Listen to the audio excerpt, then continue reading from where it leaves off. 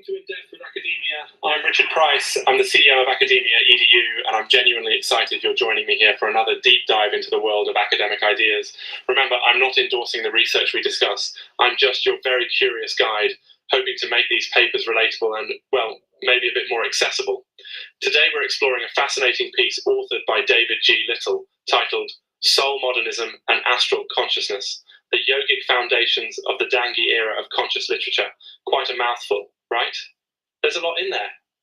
The subject really leans into the intersection of art, consciousness, yoga, and what the author terms astrophysics. I know some of these ideas may sound a bit out there, but let's decode it together step by step.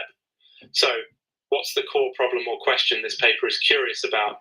The essence lies in how we can understand art, not just as a thing we see or listen to, but as an energetic force deeply connected to consciousness itself. David Little, drawing on the ideas of M. Dangi, wants us to consider whether creative acts, writing, painting, singing, are not simply expressions of intellect or rebellion, as in modern or postmodern art, but rather, are they tools to awaken a deeper self-awareness? And can art function as a conscious field that actually transforms us, the creators and the audience alike, in a way much like yoga intends to unite body and spirit? I mean, that's pretty big. Why is this significant for you? Why should you care? Well, think about how you usually consume art. Maybe you read poetry, watch a movie, listen to music, and it makes you feel something, right? This paper suggests that it's not just personal or emotional, it's actually energetic. It might be shifting your awareness onto another frequency. If that's true, it's not a small thing. It reframes creativity as kind of a sacred practice, and in the bigger picture, hints at how artists are intertwined in everyday life.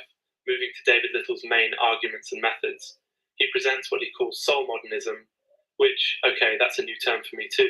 It's built on the idea that the soul, however you define that, is the guiding intelligence behind artistic expression. Soul modernism isn't about creating shock or breaking the old rules. It's about remembering and becoming aware, kind of like what yoga does, aiming to connect your personal consciousness with a larger reality. Maybe that sounds a little mystical. That's the author's framing, not mine. He goes on to connect this to yogic ideas. So things like prana, kundalini, chakras, all those words you may have heard in a yoga class and maybe not always understood. In Little's view, when someone writes, sings, or paints, it's like realigning or moving energy, a bit like the body does in yoga practice. The creative process becomes a kind of meditation, and art becomes a tool for energetic transformation.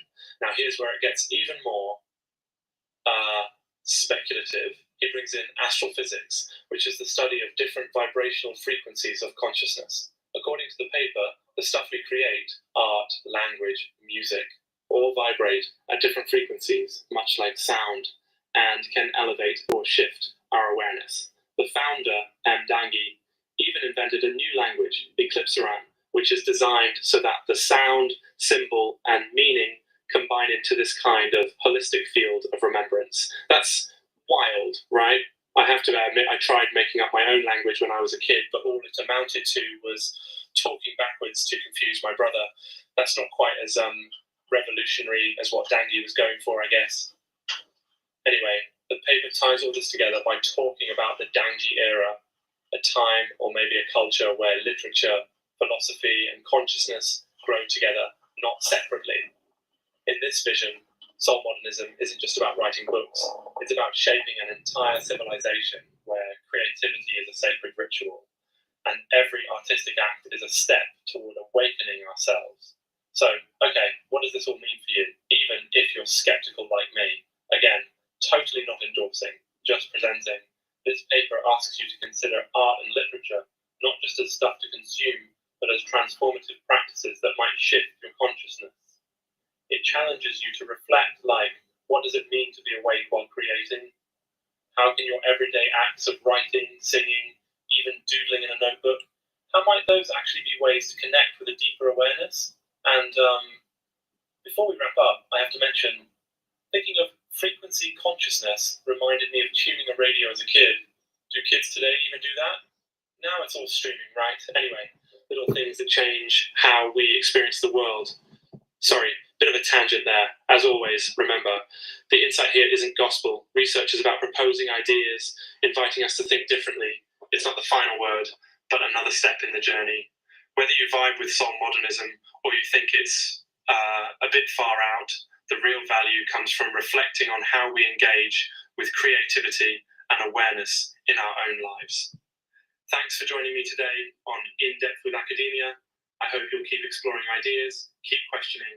See you next time for another intriguing